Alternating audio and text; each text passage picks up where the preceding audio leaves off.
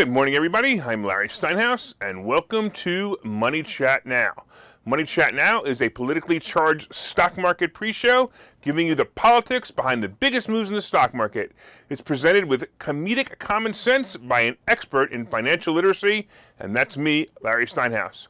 All right, today is Thursday, December 30th, 2021, and I want to welcome you to the show. We are here live on WWDB, in Philadelphia, and we are live on Facebook and Twitter, LinkedIn, and YouTube. Just a reminder, if you're watching online, hit that share button, hit that like button, and you can comment live during the show on, of course, YouTube and Facebook and LinkedIn and Twitter. Don't forget to subscribe to the YouTube channel and like the Money Chat Now page on Facebook. Money Chat Now is brought to you by Investor Schooling, and of course, you can attend a complimentary class this Thursday by going to investorschooling.com, and there you will learn about real estate investing and stock options trading. And by the way, today's Thursday, so you're welcome to come today. Hey, Vin, thank you so much for watching. I see you're on YouTube. Thank you so much. I totally appreciate it. All right, so on today's show, we're going to be discussing, of course, the futures update. We're going to be discussing Omicron being a cold. We're going to be talking about vaccine patent wars, quarantine confusion, taxing the rich failures, and today's stock picks.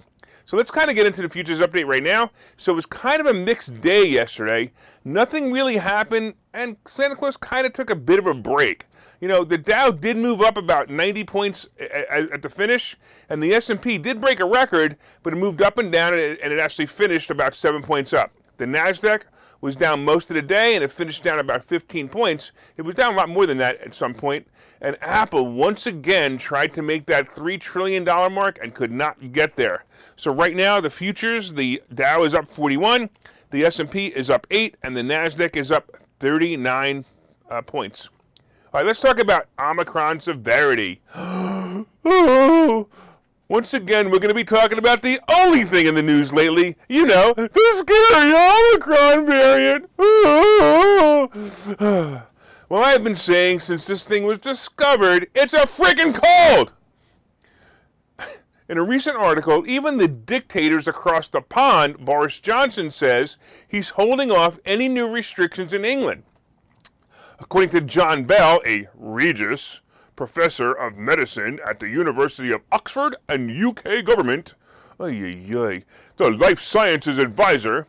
By the way, I wonder if he's the Frodsky equivalent in England. He just might be. Anyway, he said, the disease does, I can't do an English accent. I'd love to be able to do one right now, but I can't. The disease does appear to be less severe, and many people spend relatively short time in hospital. They don't need high-flow oxygen. The average length of stay is apparently 3 days. This is not the same disease as we were seeing a year ago, he says. Of course not. It's a freaking cold. He also said that people are far less likely to be admitted in the hospital with the COVID Omicron variant than the previous Delta strain. Hey, even Dr. Frodsky himself said, all indications point to a lesser severity of Omicron versus Delta. Of course, Bell and Johnson, Gestapo Joe, and Frodsky are still demanding vaccines and masks for all. Now, not that they do anything, but it makes the government look like they're actually controlling the problem that has now become the common cold. Even here in the United States, wait a minute, are we still united? Or did Florida and Texas succeed from the socialist regime formerly known as the United States?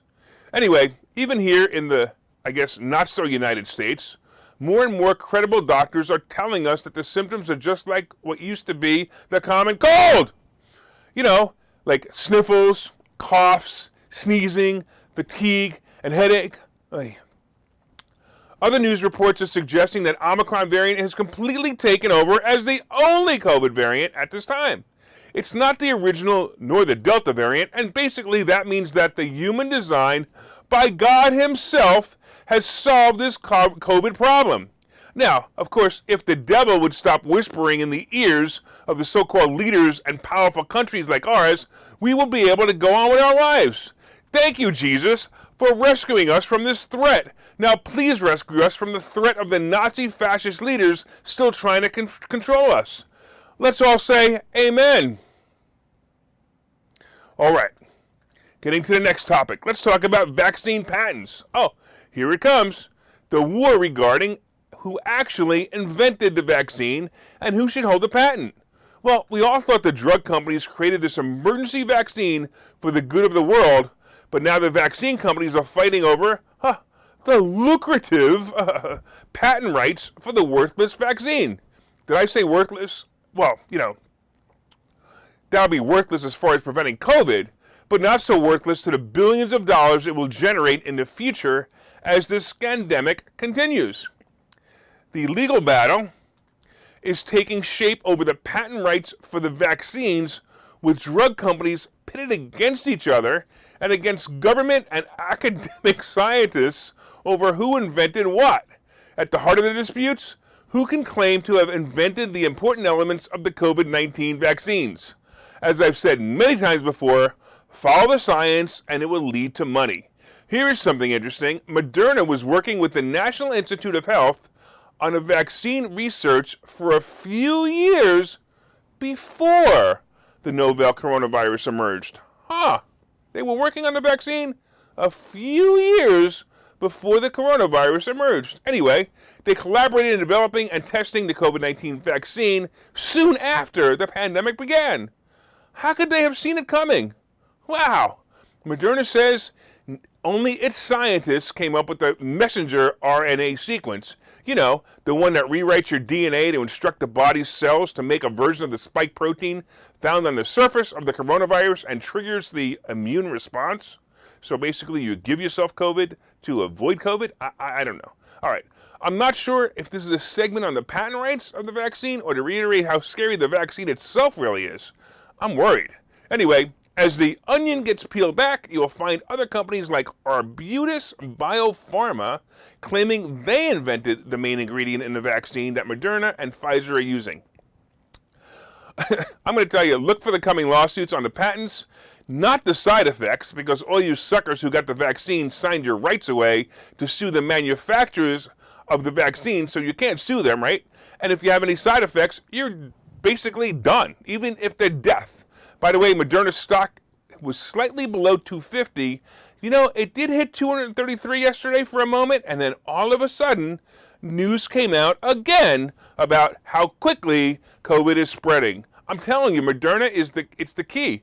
Every time it goes below 250, look for a COVID article. Hey, I want to say hello to Tommy, and I want to say hello to Mick. Thanks so much for watching. Check it out. Let's talk about quarantine confusion. All right. I actually thought this was a comedy routine when I read the latest CDC guidelines on COVID exposure and what to do. And I'm really hoping I can get through this segment without laughing. So here it is. Just follow the science on this one. The Omicron variant is spreading quickly and has the potential to impact all facets of our society. CDC's updated recommendations for isolation and quarantine balance what we know about the spread of the virus and the protection provided by the vaccine and booster shots, said CDC Director Dr. Rochelle Walensky. Okay, here are the changes. Check it out. As of Monday, December 27th, isolation time went from 10 days for people with COVID-19 to 5 days, but if symptomatic, followed by 5 days of wearing a mask when others are around. For people who are vaccinated or for more than 6 months out from their second dose, for more than 2 months from the J&J vaccine, and not yet boosted, the CDC now recommends quarantine for 5 days, followed by strict mask use for additional 5 days. If a 5-day quarantine is not feasible, it is imperative that the exposed person wear a well-fitted mask at all times and then around others for 10 days after the exposure. And finally, those who have received their booster shot do not need to quarantine following an exposure, but should wear a mask for 10 days after the exposure. But wait! There's more comedic nonsense for those who tested positive for COVID. Oy. All right, everyone, regardless of vaccine status, must stay home for 5 days. If you have no symptoms, or if your symptoms are resolving after 5 days, you can leave your house. Continue to wear your mask around others for 5 additional days. If you have a fever, continue to stay home until your fever resolves. If you're exposed to someone with COVID-19, then you have to quarantine. If you have been boosted or completed the primary series of Pfizer or Moderna vaccine within the last 6 months, or completed the primary series of J&J vaccine within the last 2 months, you must wear a mask around others for 10 days. You must test on 5 days if possible. And if you develop symptoms, get a test and stay home. If you completed the primary series of Pfizer Moderna vaccine over 6 months ago and you're not boosted, or completed the primary series of J&J over 2 months ago and are not boosted, or if you are vaccinated, stay home for 5 days. After that, continue to wear a mask around others for 5 additional days. If you can't quarantine, you must wear a mask for 10 days, and you must test on the 5th day possible. If you develop the symptoms, get a test and stay home. No, seriously, folks, I did not spin the article that reported this. This came right from the CDC website. I am seriously going to send a clown car to pick up the crazies. I mean, this is insane. I could not believe how crazy this was when I read it. But don't believe me? Look it up. I actually posted it on my Facebook page yesterday, and I got a laugh out of it because I actually says that if you could read this without laughing, you must be a liberal. It's that insane. Anyway, I got to take a break before I laugh so hard that I might cough and have to isolate for 5 days and then wear a mask for 5 days unless I completed the primary series of useless injections. Then I will need to... Actually, I forgot already. See you in a minute.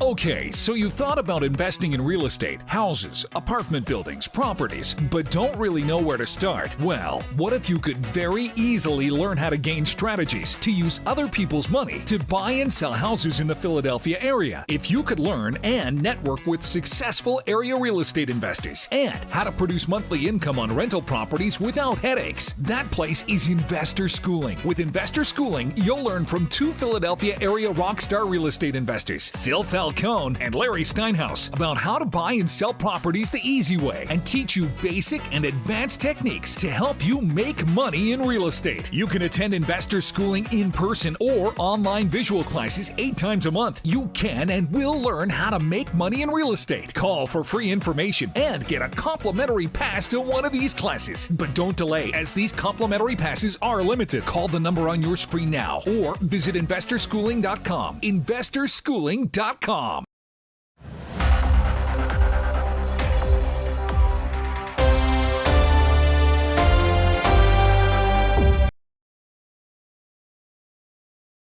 And if on Investor Schooling, you can go to investorschooling.com or call 866-424-2829. And I want to thank you all for listening on WWDB Radio in Philadelphia. I'm hoping you all turned up your radio for that last bit because I thought it was hysterical. Tommy thought it was hysterical online. He said he's LMAO. I can't say what that means. You guys know what that means, right? All right. If you're watching online, please hit that share button so you can help your friends learn about how to make more money and help them laugh as well, of course. Hit that like button. Let me know you enjoy the show. And, of course, you can leave comments on Facebook and Twitter, LinkedIn, and YouTube, and I will try to respond to them as quickly as possible. All right, so far, we've been discussing the futures update, and right now the Dow is up 46, the S&P is up 8.5, and the NASDAQ is up 41. Not bad. We've been saying that Omicron is up freaking cold. We've been talking about the patent wars, and of course, quarantine confusion. If anybody can figure out what they need to do, go right ahead, because I still can't get over the fact that was printed by the CDC. Hey, good morning, Ken. Thanks for watching. Of course, coming up, we're going to be talking about the tax-to-rich failure and today's stock picks. But first, hey, you guys out there, did you hit that like button yet? Did you hit that share button yet? Don't forget to leave comments on Facebook and LinkedIn and YouTube. And if you're listening to WWDB Radio, be sure to set a preset to this station and listen every day at 7:30. Also, when you come back, look up Money Chat Now on Facebook when you get home and let me know what you think of the show. Hey, by the way, somebody asked me yesterday if you want to connect to me on Twitter, you can connect to me at Larry Steinhouse. It's my Twitter. So if you want to connect to me there, please do. All right, let's get into the second half of the show. Let's talk about another tax-to-rich failure. Hey, we already know that President Poopy Pants and his minion of goons can't do anything correctly. But I just have to laugh at the promise of the Democrats to tax the rich as a campaign promise. Most of the tax-the-rich schemes that the Democrats had proposed were preposterous. Let me remind you of a couple of them, right? First, they wanted to change something called the step-up basis on the cost of an asset that someone inherits. And just to explain this, currently when you inherit a property from a relative, you inherit it at its current value. In other words, if your parents, for example, left you a property that they paid $50,000 for, and the property is currently worth $200,000, your cost basis when you inherited it would be $200,000. So when you sold it 10 years later for, let's say, $300,000, you would only pay taxes on the gain of $100,000, not the gain of $250,000. It's not a bad thought, but here's what these guys wanted to do. They wanted to tax at the time of inheritance. So they wanted to tax you for the cost basis from $50,000 to $200,000. And basically that would mean that if you inherited a property that your parents bought for $50,000 and it was worth $200,000, you would have to pay taxes on the $150,000 difference the day you inherited the property. For most, this would cause the sale of the asset just to pay the taxes. Well, luckily, it was removed from the agenda when the Biden administration, or whatever they are, basically said, hey, what about the people who have farms, and now they have to sell their farm to a developer, and they're going to lose the farm. They're going to lose the farming, basically, to a developer who's going to build houses on it. Anyway, another dumb one was the removal of the 1031 exchange. This is basically a way to defer your taxes if you would exchange an investment for a similar investment that may pay you a better return. Basically, this is how it works. So many people use this in real estate. For example, they may sell their 4-unit building to buy a 10-unit building, and if they were within the IRS 1031 rules, they don't pay taxes on the proceeds of the first building if all of the proceeds were used to buy the second building. They were going to take this away, and this was also scrapped. And look, but here it is. Perhaps the dumbest of all proposals was the proposal to tax what is known unrealized gains in an investment. I try not to choke when I explain this ridiculous idea, but let me explain how this works. So right now, if you buy an asset, let's say, for example, you have a stock portfolio with a whole bunch of Apple stock, and you have 50,000 shares that you paid an average of $50 for. Now the stock is currently trading at 180, and hopefully you'll hit 183 today. But anyway, it's trading at 180, and that means you're doing really well. But if you keep the stock, technically, you had no gains. You just have an asset that you could, if you chose to sell it, you'd sell it for a nice profit. So the stock could go up or it could go down in the future. But when you sell it, if it sells for more than $50, which is the price you bought it for, you will pay taxes on that realized gain of the difference. So the dum-dums in Washington actually proposed a tax on what is called unrealized gains. That means at the end of the year, even if you didn't sell the asset, you would have to pay taxes on the difference of what you paid for the asset and what it's worth on December 31st. To say this is the dumbest idea that was ever created by the Democrats would be a really bad thing to say, because I'm sure they will come up with something dumber to meet the challenge.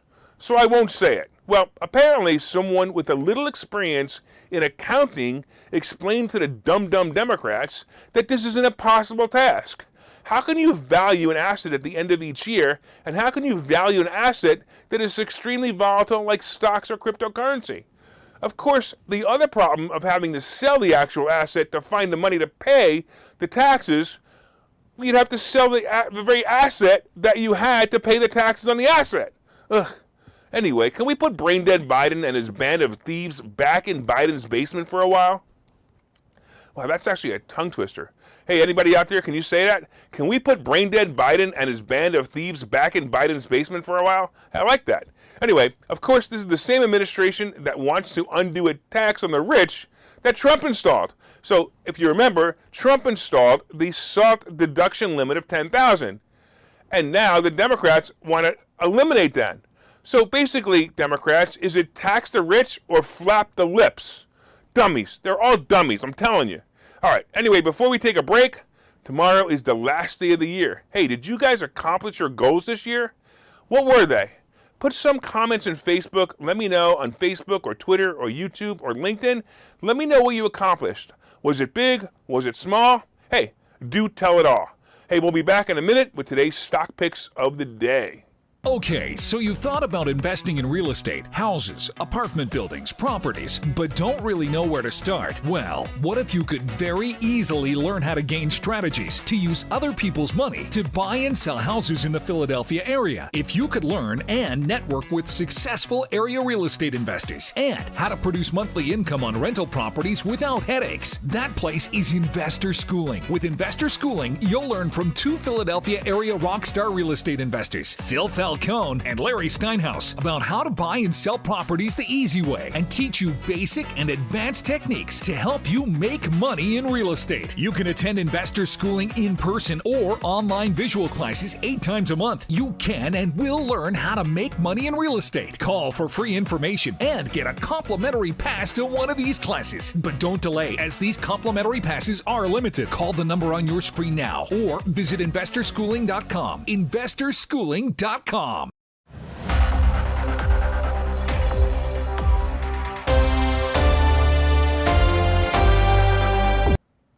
Welcome back to Money Chat Now. I am your host, Larry Steinhouse.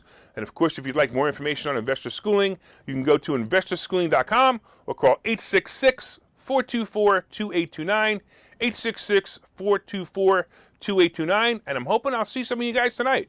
Anyway, so far we've been discussing the future updates, and so far the Dow is up 50 points, the S&P is up 9, and the NASDAQ is up 43. I like it, I like it, I like it. We've been also discussing the fact that Omicron is a freaking cold! We've been talking about vaccine patent wars and how much money the patent is going to be on the on the useless vaccine. I don't know. We talked about the comical quarantine confusion. So you need to look that up. It's really, really funny. We talked about Biden's taxing the rich failures.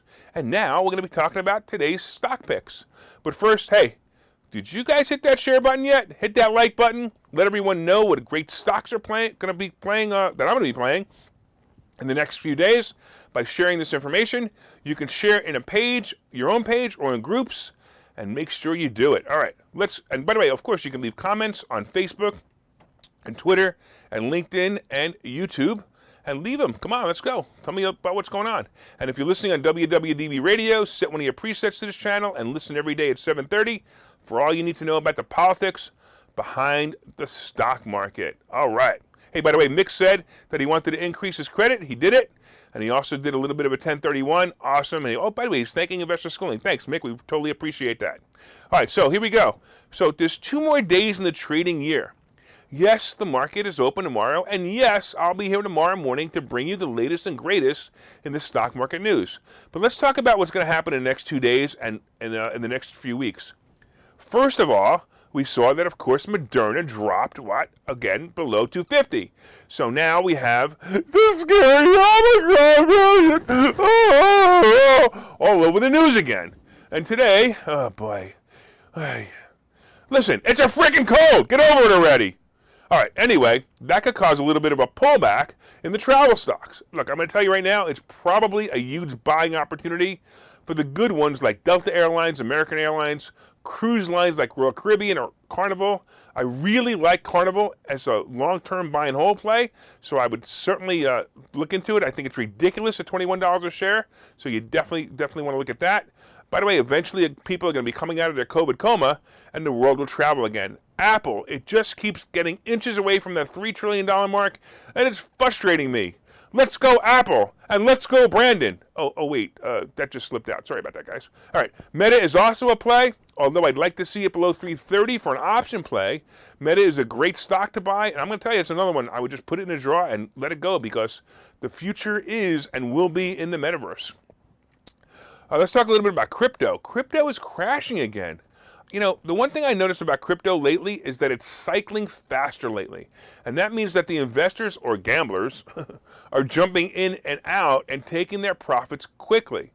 And I also think that this means that they have little faith in the asset right now.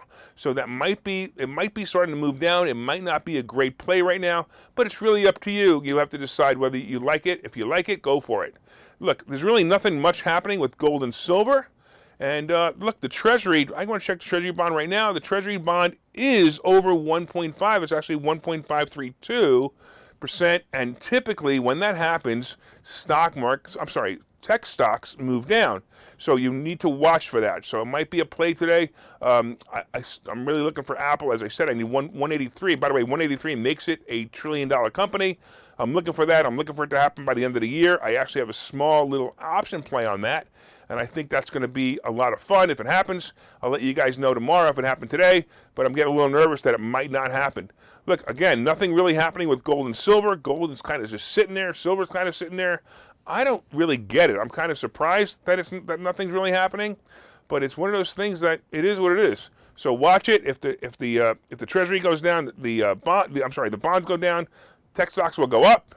And of course, by the way, there you go. All right. Hey, by the way, did anybody make any money on the advice given on this show? So if you made any money on the advice, like any of the plays we talked about, please let me know. Put it in the comments section.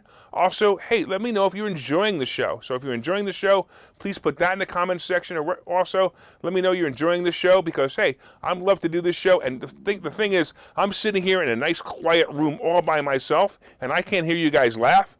So I need to know that you guys are enjoying the show and you're laughing. Of course, if you're watching on any of the social media platforms, please leave comments on your thoughts. And if there's anything I could do to make the show better or worse, well, just better. Let me know because I'd love to do it. And also, hey, if you're also watching the show and you're on the Money Chat Now page, also leave a review. I'd appreciate that as well. I want to thank you for your continued support. And of course, don't forget to subscribe to the YouTube channel and the Money Chat Now page. Did I tell you guys that I am writing a book? Actually, the book is written. It's going to come out soon. And if you'd like, you can go to barnesandnoble.com. The book is called Money Hacks. And the subtitle is because everything you think you know about money is wrong. And that's typically how it is. Most people have no idea anything about money. And I'm going to teach you all the things that I teach in investor schooling and how to make more money. So if you want to do that, go to barnesandnoble.com. Feel free to order it. Actually, pre-order it. I'd love you to have you pre-order it too because I did promise the publisher that you were going to pre-order all these books, and I haven't seen you pre-order them yet. I've only seen 100 of them pre-ordered. I need to see 200 pre-ordered as the promise I made. So if you guys order them more, I'd totally appreciate it. I also want to thank all the listeners on WWDB Radio, and thank you for continued support. If you're enjoying the show, please reach out and let us know as well. And you can leave comments on the WWDB fan page and look for us online. Of course, my name is Larry Steinhouse, and I am the host of Money Chat Now. I want to also let you know that from time to time, I own some of the assets and options discussed on this show, and the opinions discussed on this show are solely mine, and no one has asked me to discuss them. In fact, some people have asked me not to discuss them. Anyway, I will talk to you guys tomorrow. I'm looking forward to it, and have a profitable day.